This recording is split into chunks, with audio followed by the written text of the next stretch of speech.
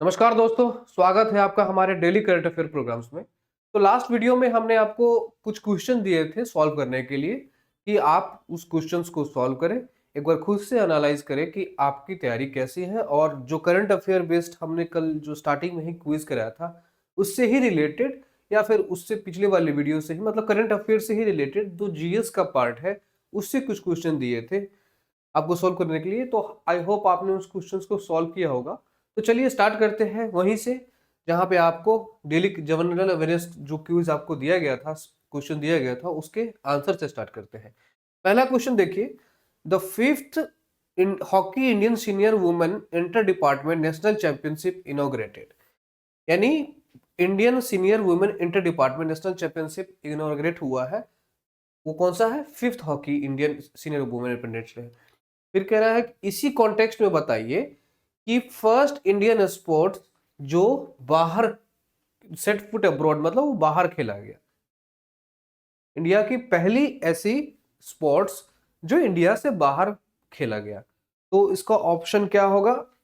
जो ऑप्शंस है आपके पास क्या क्या है? हॉकी, क्रिकेट, फुटबॉल और बास्केटबॉल। इसका आंसर क्या है? क्रिकेट। यानी क्रिकेट वैसा गेम है जो सबसे पहले भारत से बाहर की ओर खेला गया। मतलब भारत में तो खेला ही गया था, और भी स्पोर्ट्स जो भारत में खेले जा रहे थे, लेकिन भारत से बाहर जाकर कभी कोई वो खेल हुआ नहीं। तो क्रिकेट ही ऐसी पहली गेम थी जो भारत से बाहर जाके वो खेल खेला गया, जिसमें भारत खुद शामिल हुआ हो। अगला क्वेश्चन है कि 11th Indian international science festivals to be held in Chandigarh from 6 to 9 December. गौर से देखिए, ये सारे करंट अफेयर का पार्ट्स है। यानी 6 से 9 दिसंबर के बीच 11वीं इंटरनेशनल साइंस फेस्टिवल होने वाला है। कहाँ? चंडीगढ़ में। ये भी एक क्वेश्चन के फॉर्म में बन सकता है। यानी ये डेली जनरल अवेयरनेस जो आपको क्यूज दे रहे हैं, उसमें करंट अफेयर बेस्ड भी इंफॉर्मेशन है। ये देख लीजिए, चंडीगढ़ में 6 से 9 दिसंबर को 11th Indian international science festival हो रहा है। तो इसी कॉन्टेक्स्ट में हमें बताना है कि the fifth edition of Indian international science festival ISSF 2019 was held in which city। यानी 2019 की IISSF Indian international science festival किस शहर में होस्ट किया गया है? तो इसका आंसर क्या है? कोलकाता। इसका आंसर ए, कोलकाता में हुआ है IISF 2019। अगला क्वेश्चन देखिए, थर्ड क्वेश्चन है कि the 11th edition of joint military exercise Mitra Shakti, the 11th edition of joint military exercise Mitra Shakti 2025 between India and Sri Lanka. तो इन्फॉर्मेशन हमें क्या मिला कि मित्र शक्ति 2025 जो है इंडिया और श्रीलंका के बीच में ही हुआ था। वो कहाँ हुआ था? कहाँ हो रहा था वो? बेलगावी, कर्नाटका में। और इसी कॉन्टेक्स्ट में आपको बताना है कि what is the name of bilateral exercise between India and Bangladesh. Starting में ही आपको मित्र शक्ति के बारे में इंफॉर्मेशन दे दिया गया कि इंडिया और श्रीलंका के बीच में एक बायलैटरल एक्सरसाइज चल रही है जो अभी बेलगावी, कर्नाटका में चल रहे थे। उसी कॉन्टेक्स्ट में आपको बताना है कि इंडिया और बांग्लादेश के बीच में जो एक्सरसाइज हो रहा है उसका नाम क्या है। पहला ए मित्र शक्ति, दूसरा बी संप्रति, सी इंदिरा, डी गरुड़ा। इसका आंसर क्या है? आई होप आप लोगों ने बिल्कुल सही इसका आंसर दिया होगा। इसका आंसर है बी संप्रति। बी संप्रति, यानी इंडिया और बांग्लादेश के बीच में जो बायलैटरल एक्सरसाइज है उसका नाम है संप्रति। अगला क्वेश्चन देखिए, global south young diplomats visit IIT Bhubaneswar to explore innovations, research and collaboration. यानी ग्लोबल साउथ यंग डिप्लोमा जो है वो IIT भुवनेश्वर में गई थी एक्सप्लोर करने के लिए, ताकि इनोवेशंस, रिसर्च और कोलैबोरेशंस के बारे में डिस्कस कर सके। इसी कॉन्टेक्स्ट में आपको बताना है कि which of the following is or are the authors of the political economy of international relation. यानी इसी कॉन्टेक्स्ट में बताना है कि political economy of international relation 1987 के लेखक कौन है। पहले शुरुआत में आपको इन्फॉर्मेशन दे दिया गया कि कुछ south young diplomats IIT Bhubaneswar घूमने गए हैं। तो उसी कॉन्टेक्स्ट में आपको बताना है कि the political economy of international relation 1987 आखिर यह बुक लिखा किसने है? तो इसका आंसर है रॉबर्ट जी गिल्पिन। रॉबर्ट जी गिलपी ने बुक लिखा है the political economy of international relation. अगला क्वेश्चन देखिए, Indian railway is going to start Bharat Gaurav tourist train in collaboration with IRCTC. यानी आईआरसीटीसी के कोलैबोरेशन के साथ में मिलजुल कर इंडियन रेलवे जो है भारत गौरव टूरिस्ट ट्रेन का स्टार्ट करने वाला है। ये एक इन्फॉर्मेशन दे दिया गया है करंट अफेयर के बेसिस पे। कभी क्वेश्चन आ जाए कि इंडियन रेलवे आईआरसीटी के साथ कोलैबोरेशन करके कौन सा एक ट्रेन चलाई जा रही है, तो उसमें आपको दे दिया जाएगा Bharat Gaurav tourist station option, तो आप वो सही लगा दीजिएगा। अलग हो जाएगा, in context to railway tell us which of the following is the longest railway tunnel in the world. अभी से रेलवे से ही क्वेश्चन था ये। तो रेलवे टनल यानी जो इसी कॉन्टेक्स्ट में बताना है कि इनमें से कौन सा टनल जो है इंडिया की लॉन्गेस्ट रेलवे टनल है।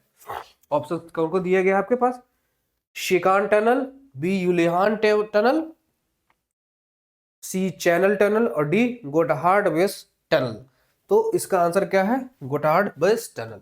यानी यह इंडिया की रेलवे टनल जो सबसे लंबी है रेलवे टनल है। अगला क्वेश्चन देखिए, 6 क्वेश्चन है कि इंडिया मार्क्स जनजातीय गौरव दिवस ऑन 15 नवंबर 2024-25 डिक्लेयर्ड जनजातीय गौरव वर्ष। ये क्वेश्चन है, ये इंडिया मार्क्स जनजातीय गौरव दिवस ऑन 15 नवंबर 2025 डिक्लेयर्ड जनजातीय गौरव वर्ष honouring Birsa Munda 150th anniversary. ये लास्ट वीडियो में आपको हमने बताया था कि जो 150th एनिवर्सरी मनाया जा रहा है बिरसा मुंडा जी का, वो जनजातीय गौरव दिवस के तौर पे ही मनाया जाता है। तो इसी कॉन्टेक्स्ट में क्वेश्चन पूछा गया है कि consider the following statement regarding जनजातीय गौरव दिवस and tribal freedom movements in India. यानी कुछ स्टेटमेंट्स दिए गए हैं, उसी स्टेटमेंट्स के बेस पे आपको आंसर बताने हैं कि कौन कौन सा स्टेटमेंट सही है, कौन कौन सा स्टेटमेंट गलत है। पहला स्टेटमेंट देखिए, जनजातीय गौरव दिवस was first observed in 2021 as part of आजादी का अमृत महोत्सव।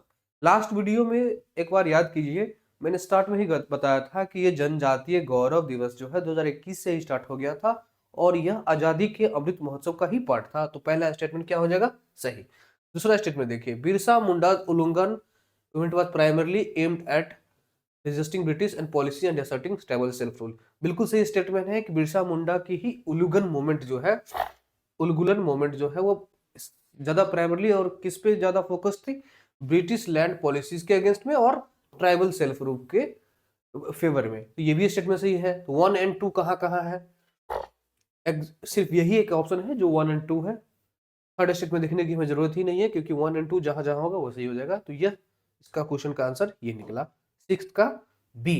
अगला 7th क्वेश्चन देखिए, India celebrated children's day 2025 marking the 25th anniversary of Jawaharlal Nehru.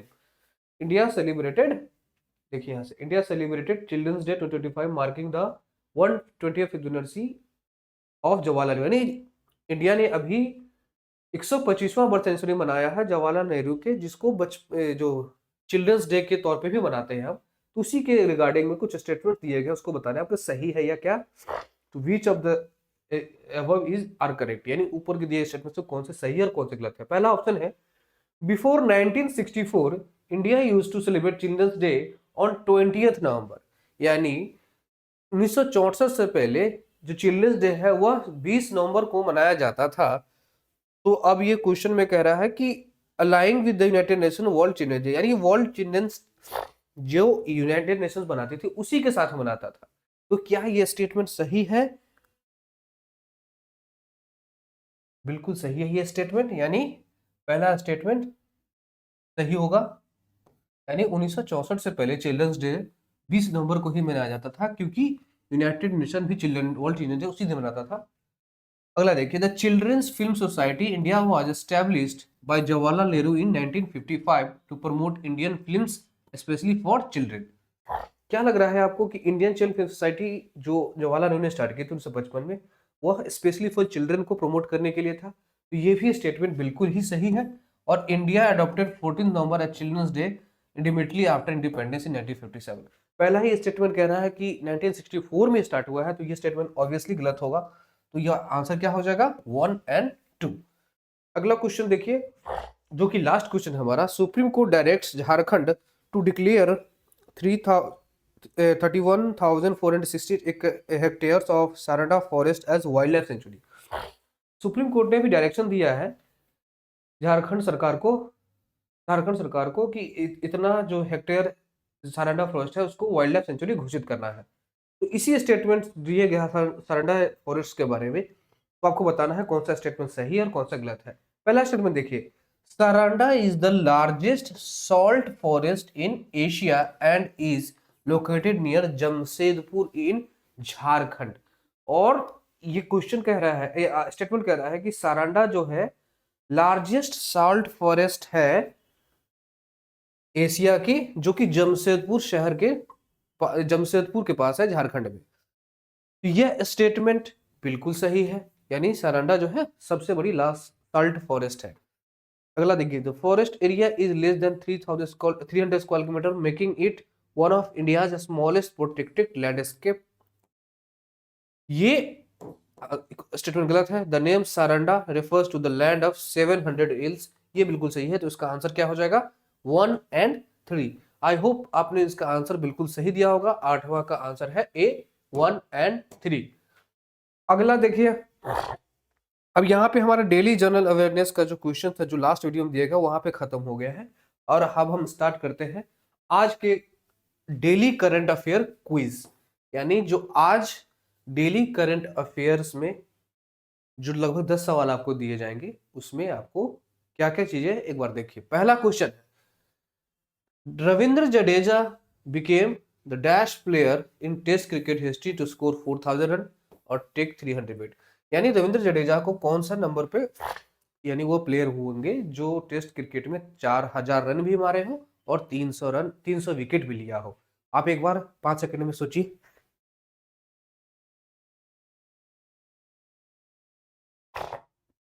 इसका आंसर क्या होगा? आई होप आप इसका आंसर दे रहे होंगे। इसका आंसर 4th है। यानी रविंद्र जडेजा चौथे ऐसे खिलाड़ी हैं पूरे वर्ल्ड में जिन्होंने टेस्ट में 4000 रन भी बनाए हो और 300 विकेट लिए हो। और ये करामात उन्हें, जो ये उपलब्धि उन्हें कब हासिल हुई? अभी हाल ही में जो साउथ अफ्रीका के साथ मैच हुआ था कोलकाता ईडन गार्डन में, वहां पे उन्हें 4000 रन मारे और 300 प्लस विकेट भी लिए। तो सवाल ये है कि पहले नंबर पे कौन है जिसके, यानी ये चौथे नंबर पे, तो पहले 3 कौन कौन से हैं? एक पहले नंबर पर है कपिल देव, दूसरे नंबर पे है एक तीसरे नंबर पे है इयान बोथम, चौथे नंबर पे रविंद्र जडेजा जी, रविंद्र जडेजा। दूसरे नंबर पे कपिल देव के बाद आते हैं, एक मिनट कंफर्म कर लेता हूं मैं।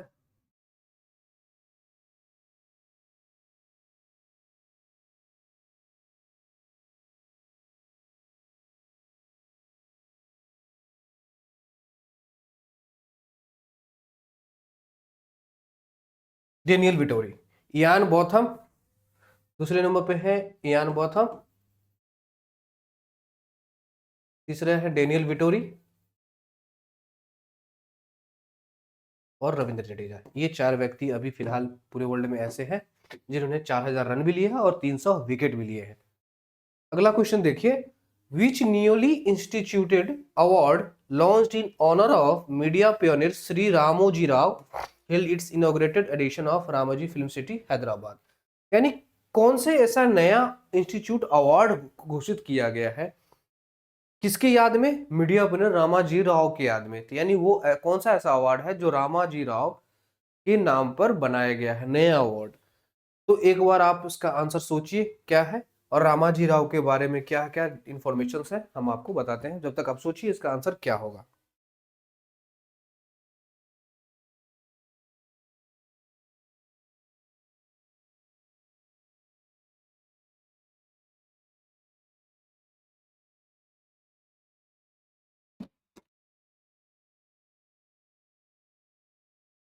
इसका आंसर है B, Ramaji Rao excellence award.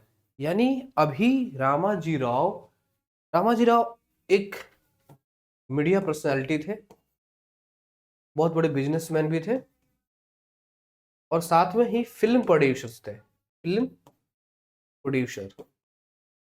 इनके ही नाम पे हैदराबाद में रामाजी राव फिल्म सिटी भी है, जहाँ पे जब मोस्टली तेलुगु फिल्म या फिर बहुत सारे फिल्मों की शूटिंग होती है। तो रामाजी राव एक मीडिया पर्सनालिटी थे, फिल्म प्रोड्यूसर थे। और ईटीवी नेटवर्क जो आप सुनते होंगे, ज़्यादातर वो तेलुगु लैंग्वेज में है, लेकिन आप हिंदी में भी इसका जो नेटवर्क है, सैटेलाइट नेटवर्क आता है, तो उसके ऑनर या फिर फाउंडर भी रामाजी राव थे।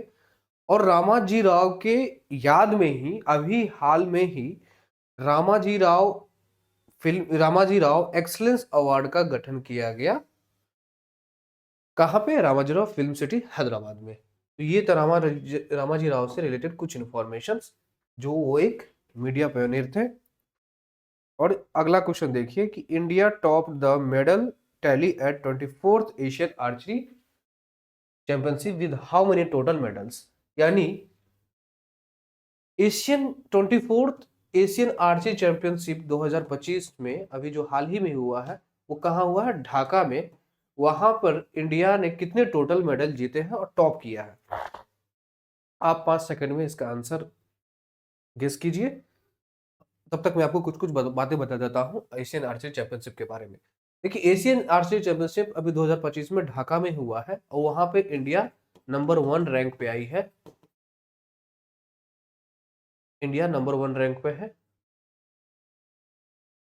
और इंडिया के आर्चरी के फील्ड में यह बहुत बड़ा अचीवमेंट रहा है, जिसमें मेल और फीमेल दोनों ने मिलकर एक अच्छा योगदान दिया है। और लगभग 10 मेडल्स हमारे पास आया था, जिसमें से 6 सिर्फ तो गोल्ड ही थे, 6 गोल्ड थे। तो एशियन आर्चरी चैंपियनशिप जो कि ढाका में हुआ, वहां पे इंडिया फर्स्ट रैंक आई है, जिसमें से 10 गोल्ड मेडल उसके पास आए हैं और 6 गोल्ड थे। अगला क्वेश्चन देखिए, who won the Valencia Grand Prix the final race of MotoGP 2025 season. Valencia Grand Prix जो हुआ अभी फाइनल रेस का, उसका जो मोटो जीपी 2025 है, वह किसने सॉरी उसने किसे जीता, किसने जीता है? आपके ऑप्शन है Alex Marquez, Fabio Di Giannantonio, Raul Fernandez और मार्को बेजेकिसी। आपके ये 4 ऑप्शन दिए गए हैं, आप एक बार सोचिए इसका आंसर क्या होगा। जो वालेंसिया ग्रैंड प्रिक्स है, ये जो मोटो जीपी 2025 सीजन हुआ था, ये पुर्तगाल में होस्ट किया गया है। और यह मोटो जीपी 25 का जो सीजन था, उस फाइनल रेस में मार्को बेजिगुजी ने जीता था। और यह इस साल का सबसे बड़ा जो ये मोटो जीपी 2025 सीजन था, उसकी जो एंड हुई है एक बहुत शानदार तरीके से, वही मार्को बेजिकिसी ने सभी को एक सरप्राइज दिया था वहां पे। और ये जो मोटो जीपी 25 सीजन है उसको जीता था। अगला क्वेश्चन देखिए, Indian UK joint military exercise Ajeya Warrior 2025 began at which location. यानी India UK joint military exercise किस लोकेशन पे हुआ है? आप ऑप्शंस है महाजान, बबीना, फिर वेलिंगटन और जोधपुर। अब एक बार सोचिए इसका आंसर क्या होगा।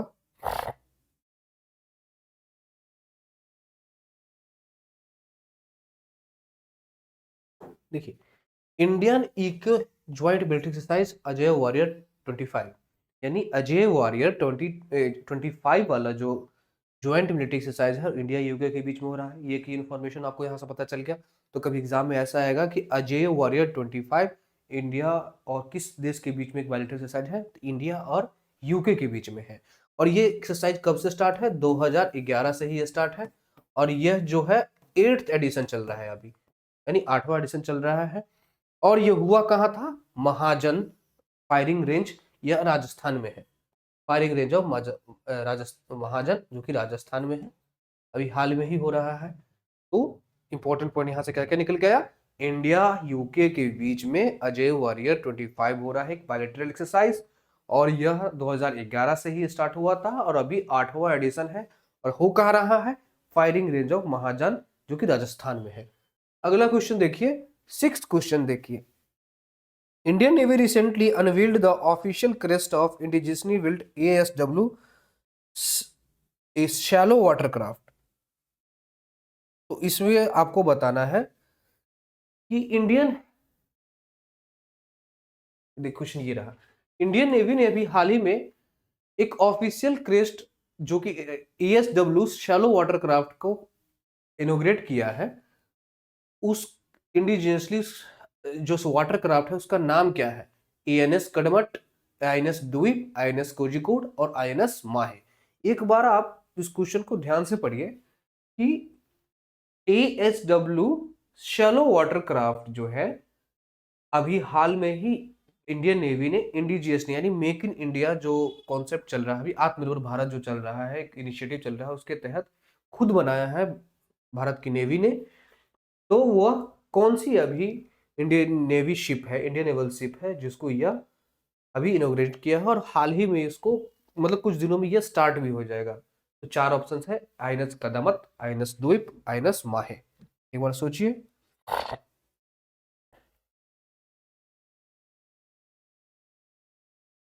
ये ASW क्या है? Anti submarine, anti submarine water water watercraft कह दीजिए इसको, watercraft shallow, anti submarine warship shallow watercraft, anti submarine watership warship shallow watercraft, यानी INS माहे इसका आंसर है। INS माहे जो है अभी हाल ही में इसका इनोग्रेशन होना है, इसके ऑफिशियल क्रेस्ट को इनविल्ड किया गया था, मतलब ये इनोग्रेट किया गया था।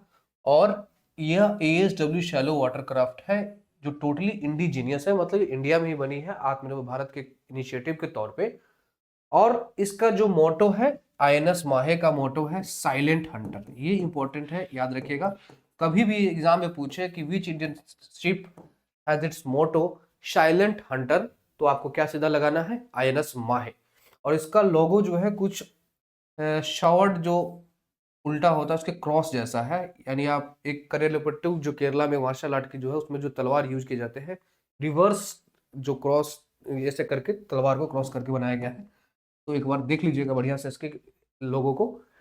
और इसका जो INS माहे का जो मोटो है क्या है? The silent hunter. अगला क्वेश्चन देखिए कि which organisation signed a strategic MOU with Gati Shakti Vishwavidyalaya on 17 November 2025 to advance indigenous smart defence technology. यानी हाल ही में किस ऑर्गेनाइजेशंस ने गति शक्ति विश्वविद्यालय के साथ एक MOU साइन किया है ताकि डिफेंस टेक्नोलॉजी जो कि देश में ही बनी हो उसको स्मार्ट तरीके से बनाया जा सके, स्मार्ट इंडिजिनियस डिफेंस टेक्नोलॉजी को क्रिएट किया जा सके। तो ऐसी कौन सी है ऑर्गेनाइजेशंस? ये चार ऑप्शन सबके पास: इसरो, हाल, DRDO और HAL, DRDO और BEL। तो आप सोचिए इसका आंसर क्या होगा, जब तक मैं कुछ कुछ एक्स्ट्रा इन्फॉर्मेशन बता देता हूँ आपको। गति शक्ति विश्वविद्यालय पता है, गति शक्ति प्रोग्राम जो प्रधानमंत्री मोदी जी का इनिशिएटिव था, लॉकडाउन के जस्ट बाद ही स्टार्ट किया था उन्होंने, गति शक्ति विश्वविद्यालय, गति शक्ति मिशन, उसी के तहत एक गति शक्ति विश्वविद्यालय बनाया गया है वडोदरा में। और अभी 17 नवंबर 2025 को MOU साइन किया गया है DRDO के साथ। तो इसका आंसर क्या है? DRDO। DRDO ने MOU साइन किया है गति शक्ति यूनिवर्सिटी के साथ कि जितने भी इंडिजीनियस डिफेंस टेक्नोलॉजी है या फिर ऐसा टेक्नोलॉजी बनाया जाए, स्मार्ट टेक्नोलॉजी बनाया जाए ताकि नेशनल सिक्योरिटी को और भी ज्यादा फायदा पहुंचाया जा सके। तो गति शक्ति विश्वविद्यालय जो कि वडोदरा में है और DRDO ने इसके साथ MOU साइन किया है ताकि advance indigenous smart defence technology को और प्रमोट किया जा सके।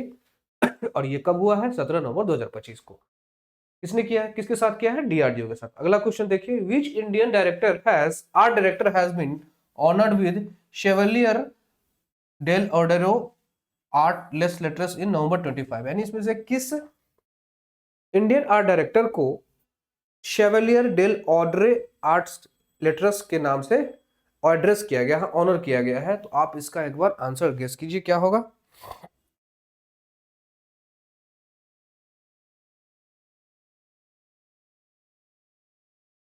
इसका आंसर क्या है? थोटा थरानी। यानी थोटा तरानी एक ऐसे इंडियन डायरेक्टर है जिसको अभी ही जो chevalier de ordre de artist of this letter के अवार्ड से नवाजा गया है उसको नवंबर 2025 में।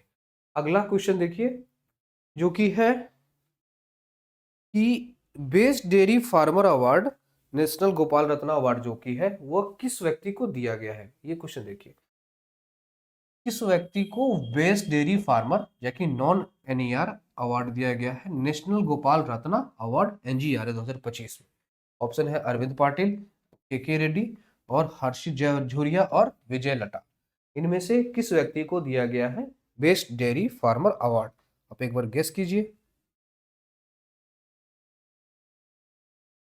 तो यह अवार्ड दिया गया है अरविंद पाटिल को। ये जो बेस्ट डेयरी फार्मर अवार्ड है नेशनल गोपाल रत्न अवार्ड से नाम से भी जाना जाता है। और इसे कौन दे रहा है? Ministry of animal and husbandry और फिशरी और भी डेयरी प्रोडक्ट्स MOFED इसे कुछ करके एक मिनिस्ट्री है, वो पूरा मिनिस्ट्री ने इसको अवार्ड घोषित किया है। और इसको अवार्ड प्रेजेंट कौन करेंगे? जो मिनिस्ट्री ऑफ इसके जो मिनिस्टर हैं श्री राजीव रंजन जी, जो ललन सिंह के नाम से भी फेमस है, वो होस्ट करेंगे इसको। मतलब अवार्ड प्रोवाइड करेंगे, गिव देंगे उसे। और अवार्ड की राशि क्या होगी? लगभग 5 लाख रुपया। यानी अरविंद पाटिल जी को नेशनल गोपाल रत्न अवार्ड 2025 से नवाजा गया है। किस कैटेगरी में? Best dairy farmer non NER में। अगला क्वेश्चन देखिए कि रिसेंटली में इंडिया ने साइन किया है मेजर एलपीजी इंपोर्ट एग्रीमेंट किस देश के साथ? यानी एलजी इंपोर्ट एग्रीमेंट किस देश के साथ इंडिया ने अभी हाल में साइन किया है? तो इसका आंसर क्या है? ये बहुत ही इजी सवाल भी हो गया है। वनडे एग्जाम के जो भी बच्चे तैयारी कर रहे होंगे तो उसका डायरेक्ट आंसर क्या हो जाएगा? United states. यानी यूनाइटेड स्टेट्स के साथ अभी इंडिया ने हाल ही में एलपीजी इंपोर्ट एग्रीमेंट साइन किया है। अब हम चलते हैं हमारे अगले सेक्शन पे जो कि है टॉपिक ऑफ द डे। यानी कोई ऐसा कॉन्सेप्ट या ऐसा टॉपिक जो किसी वजह से न्यूज में है। तो आज का जो टॉपिक ऑफ द डे क्या है? आर्य समाज। आर्य समाज न्यूज में क्यों है पहले ये भी देख ले। न्यूज में इसलिए है कि अभी हाल में ही भारत के प्रधानमंत्री मोदी जी ने एक एड्रेस को, मतलब एक असेंबली में एक एड्रेस किया है, जो एड्रेस का नाम है इंटरनेशनल आर्य महासम्मेलन 2025 में, जो कि नई दिल्ली में हुआ है। और ये हुआ क्यों था? यह 150वीं जयंती थी आर्य समाज के फाउंडेशन की, और साथ में ही 200वीं जयंती थी, बर्थ एनिवर्सरी यानी जन्मदिन मनाया गया था महर्षि दयानंद सरस्वती का। यानी 200वीं बर्थ एनिवर्सरी और 150वां आर्य समाज के फाउंडेशन का भी मनाया गया था। तो यह न्यूज में आज इसीलिए है। और अब जान लेते हैं आर्य समाज के इंफॉर्मेशन के बारे में। तो आर्य समाज का स्थापना कब हुआ? लगभग 1870 के आसपास में as a Hindu reform movement. यानी हिंदू रिफॉर्म मूवमेंट के तौर पे आर्य समाज का जो स्थापना लगभग 1870 के आसपास देखा जाता है। और यह इसलिए किया गया था ताकि जो हिंदूज है अपने वैदिक कल्चर को भूल रहे थे, उनको ही कहा गया था कि आप बैक टू वेदास जो है उसी यानी वेदास की तरफ आइए और वेदिक फिलोसफी को फिर से ज्ञान हासिल कीजिए। और ये इसका शुरुआत किसने की थी? स्वामी दयानंद सरस्वती ने 1875 अप्रैल के महीने में। और बॉम्बे से स्टार्ट हुआ था लगभग 10 प्रिंसिपल्स के साथ। और इसके जो फाइनल प्रिंसिपल्स है वो 1877 में लाहौर के सेशन, मतलब लाहौर जब उनका विजिट रहा होगा उस टाइम पे किया था। और वहीं से ही ऑर्गेनाइजेशन का एस्टेब्लिशमेंट दिखने को मिलता है। और समाज, अरे जो समाज का जो मेन मोटिव जो इस तरीके से था कि जो हिंदुइज्म में सुपरस्टिशन है और आइडल वर्शिप है, इसको खत्म किया जाए। लोग वेदा की तरफ लौटे, वेद की तरफ लोग पढ़ाई लिखाई करें, मतलब वेद जो होते थे ऋग्वेद सामवेद और सब जो वहीं से नॉलेज ज्ञान करे, किसी अंधविश्वास में ना पड़े और मूर्ति पूजा को भूल जाए। यानी नॉलेज बेस्ड जो है ज्ञान हो वही ले। फिलोसफी और आइडियोलॉजी है इनकी कुछ इस तरीके से है कि आर्य समाज चाहती थी और प्रमोट करती थी कि हमेशा एक ही गॉड है ओम, और वेदा को ही अल्टीमेट सोर्स ऑफ नॉलेज मानते थे। यानी कहते थे कि जो सबसे बड़ा सोर्स का नॉलेज का जो सोर्स होना चाहिए वो वेदा होना चाहिए। ये एक बहुत अच्छी सोच भी है। और इनका मोटो क्या है? कृण्वंतो विश्व आर्य, मतलब मेक द वर्ल्ड नोबल। यानी पूरे वर्ल्ड को फिर से ज्ञानी बनाइए, इस तरह का उनका मोटो रहा है। और इसी ये जो मोटो है दिखाता है यूनिवर्सल ह्यूमैनिटीजिव विजन, यानी पूरे वर्ल्ड को मानवता की राह पर दिखाने वाला एक विजन दिखाता है। और उन्होंने कब इसका जो एजुकेशनल और सोशल रिफॉर्म दिखाया था, दयानंद सरस्वती जो कि वैदिक स्कूल्स है और एजुकेशन वैदिक कल्चर पे कर सके, और इंडियन एथिक्स पे भी। और समाज और आर्य समाज ने वो महिलाओं के शिक्षा के ऊपर ज्यादा काम किया। विडो रीमैरिज मतलब विधवा की दोबारा से शादी कराने की भी प्रथा पे ज्यादा ध्यान दिया। और जो जातिगत भेदभाव है उसको बिल्कुल ही खत्म करने की बात कही गई, सोशल इक्वालिटी की बात करने कोशिश की गई। और दयानंद एंग्लो वैदिक स्कूल, जो आप जितने भी डीएवीज देख रहे हो, ये सबसे बड़ा एजुकेशनल मूवमेंट स्टार्ट हुआ आर्य की तरफ से, आर्यन की तरफ से।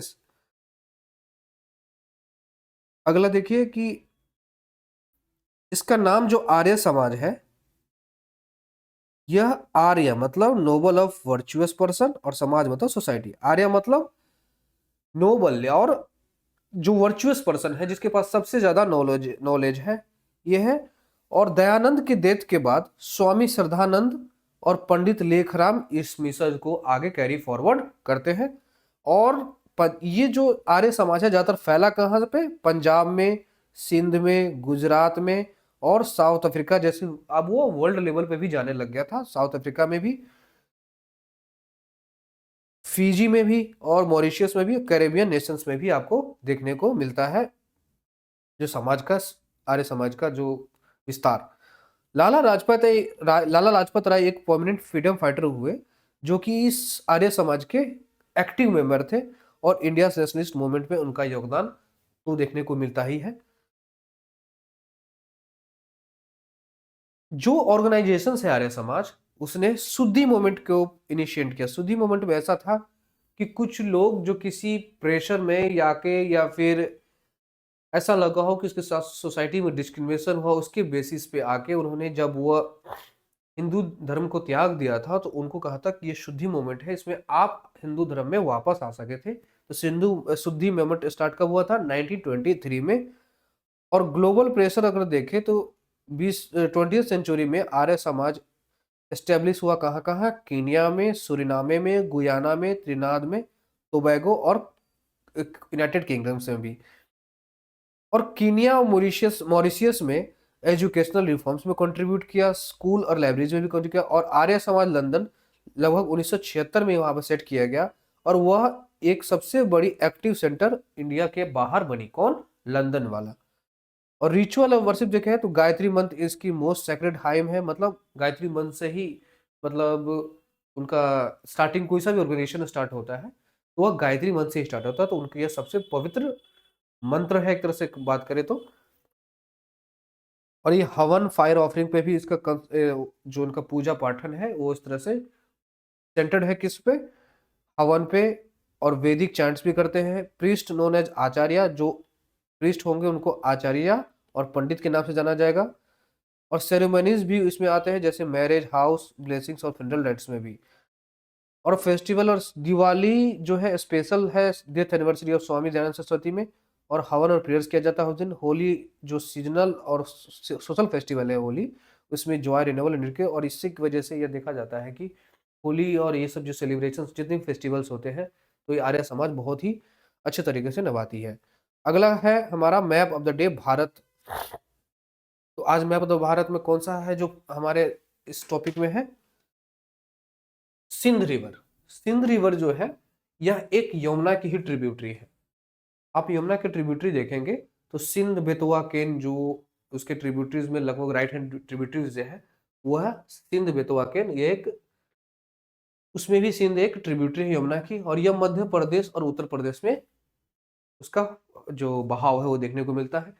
यह ओरिजिनेट होती है, यानी कि कहाँ से स्टार्ट होती है, मालवा प्लेट्यू, जो कि विदिशा डिस्ट्रिक्ट से स्टार्ट होती है मध्य प्रदेश स्टेट में।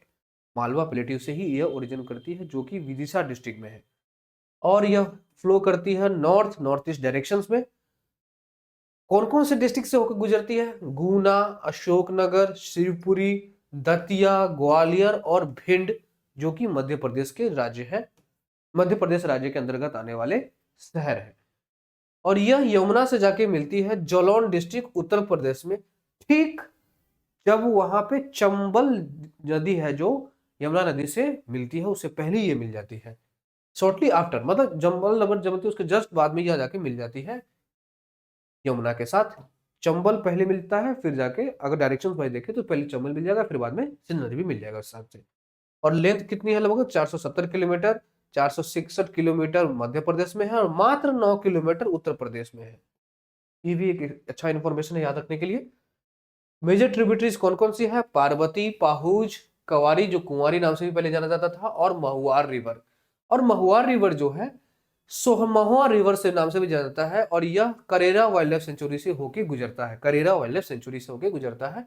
और मानीखेड़ा डैम जो है यह इसी नदी के किनारे बना हुआ, इसी नदी पे बना हुआ है, जो कि शिवपुरी डिस्ट्रिक्ट में है, जो कि इरिगेशन और वाटर शॉर्टेज में बहुत ज्यादा योगदान देता है अपना। डाउन स्ट्रीम एक पिकअप डैम नेम्ड है मोहिनी सागर, जो कि वाटर रेगुलेशन और सप्लाई को रेगुलेट करती है। सिंध रिवर जो है एग्रीकल्चर, फिशरीज और स्मॉल स्केल हाइड्रो पावर के लिए बहुत ज्यादा सपोर्ट करता है, और एक इंपॉर्टेंट रोल प्ले करता है ग्राउंड वाटर रिचार्ज में। जहां जहां ये नदी गुजर रही है, वहां की जो ग्राउंड वाटर है उसको रिचार्ज करने में बहुत ज्यादा मदद करता है। कौन सी नदी, सिंध नदी। और फ्लोरा और फौना जो है इसके, जो जितने भी उस नदी के किनारे में बसी हुई है उसको जिंदा रखने में बहुत ज्यादा उपयोगी है ये नदी। सीजनल वेरिएशन देखें तो इसकी वजह से रिवर को जो मानसून के दौरान उसमें भरा हुआ होता है, और कहीं कहीं पर ये इसी मानसून रीजन में पानी बढ़ जाने के कारण बाढ़ भी देखने को मिलता है। तो ये इंफॉर्मेशन रिलेटेड था सिंध नदी से। अगला जो हमारा वर्ल्ड के मैप में आज कौन सा न्यूज में है, Mount Saint Helens. Mount Saint Helens जो है एक वोल्केनिक पीक है, वह साउथ वेस्टर्न यूएस के एक कैस्केड रीजन में है। अब आप ये कहेंगे कि वॉशिंगटन, वो जो इसका कैपिटल है यूएस का, वो वाला नहीं, वो वॉशिंगटन डीसी है, यानी डिस्ट्रिक्ट ऑफ कोलंबिया, वो सबसे अलग हिस्सा है। और वॉशिंगटन खुद में भी एक स्टेट है। तो वॉशिंगटन जो वेस्टर्न वाला इलाका है यूएस का मैप में अगर देखेंगे तो वह वॉशिंगटन है, तो वहां पे है ये माउंट सेंट हेलेंस। और लगभग जो इसका इरप्शन 18 मई 1980 को ये लार्जेस्ट वॉल्केनिक इरप्शंस हुए थे नॉर्थ अमेरिका में, उसकी वजह से बना था ये। और माउंटेन जो नाम रखा गया है जॉर्ज वैनक्यूवर। जॉर्ज वैनक्यूवर एक ब्रिटिश एम्बेसडर थे, उन्होंने नाम दिया था इसको माउंट सेंट हेलेंस अलियन फ्लिजर बारोन सेंट हेलेंस के नाम पर। ब्रिटिश एम्बेसडर थे Alleyne Fitzherbert Baron S T Helens, उसके नाम पे ही नाम रख दिया। किसने नाम रखा, जॉर्ज वैनक्यूवर, जो कि ब्रिटिश एम्बेसडर के नाम से रखा गया था। और वोल्केनो की इरप्टिव हिस्ट्री को देखें, लगभग 3 लाख साल पहले आपको ये मिलेगा। लावा डैम फॉर्मेशन और एक्सप्लोजिव इरप्शंस होने की वजह से लास्ट आइस एज के खत्म होने तक यह मोर देन 40 टाइम्स भी और इरप्ट हो चुका था। और लार्जेस्ट एक्सप्लोजिव इवेंट्स हम देखें तो 2340 530 बीसीई, 1480, 1482 और 1800 सीई में हमको ये देखने को मिलता है। माइनर इरप्शंस 1857 में भी थोड़ा मिलेगा, फिर 27 मार्च 1980 को भी एक स्टीम इरप्शंस होते हैं, यानी कंटिन्यूअसली ये इरप्शंस हो ही रहा है। अगर इसी में अगर रिसेंटली देखें तो फर्दर इरप्शन जो है लगभग 1986 में भी होता है, जो कि लावा डोम ग्रोथ इनसाइड द क्रेटर में हुआ था। सिस्मिक एक्टिविटी जो है लगभग 1989 और 91, 1995, 98 कुछ कुछ स्मॉल एक्सप्लोजन्स भी हुए थे। और रिसेंट में जो हुआ था इरप्शन 2004 और 2008 के बीच में देखा गया था, मिले हुए लगभग 1982 के पास 172 square metre mile square kilometre Mount Saint Helens और माउंट नेशनल वॉल्केनिक मॉन्यूमेंट भी वहीं पे डेजिग्नेट किया गया है। और ईस्टर्न एज का देखें तो उसमें सैंड डेड ट्रीज है, undamaged old earth forest remain intact. South side में अगर आप माउंट रेनियर नेशनल पार्क यहीं पे मिलेगा आपको माउंट सेंट हेलेंस में। तो आज माउंट सेंट हेलेंस में जो हमारे वर्ल्ड के टॉपिक मतलब मैप ऑफ द डे में वर्ल्ड के कॉन्टेक्स्ट में कौन सा जगह था, माउंट सेंट हेलेंस। और इसके कुछ कुछ इन्फॉर्मेशन जो एग्जाम पॉइंट ऑफ व्यू से याद रखने वाली क्या बात है कि यह साउथ वेस्टर्न वॉशिंगटन यूएस में है। इसका लोकेशन कास्केड रेंज में है। इसका नाम रखा गया था जॉर्ज वनक्यूवर द्वारा, और किसकी याद में? एक ब्रिटिश मेजर हुआ करते थे दो, एलियन फिलिज्बर्ट और बैरन एसटी हेलिस, उनके नाम पे। और वोल्केनिक इरप्शन हिस्ट्री लगभग 3 लाख पहले साल मिले थे, और भी बहुत सारे जो डिफरेंट डिफरेंट डेट्स दिए गए हैं, ईयर्स दिए गए हैं इरप्शंस के। और एक most important point, mount Rainier national park जो है माउंट सेंट हेलेंस में ही देखने को मिलेगा। तो ये था हमारा topic of the map of the day world में के कॉन्टेक्स्ट में। Last but not the list, आपको कुछ क्वेश्चन दिए जा रहे हैं सॉल्व करने के लिए। तो ये आपको सॉल्व करना है। मैं एक बार इस पे प्ले कर देता हूँ, आप इसको स्क्रीनशॉट लेके उसको सॉल्व कीजिएगा। फर्स्ट क्वेश्चन ये रहा, सेकंड क्वेश्चन ये रहा, थर्ड क्वेश्चन ये रहा, फोर्थ क्वेश्चन ये रहा, फिफ्थ क्वेश्चन और सिक्स क्वेश्चन का ये। अब सिक्स क्वेश्चन के ऑप्शंस राइट हैंड साइड में है, एक बार देखिए। आठ सेवंथ क्वेश्चन ठीक उसके नीचे, और एट्थ क्वेश्चन जो सबसे लास्ट में है।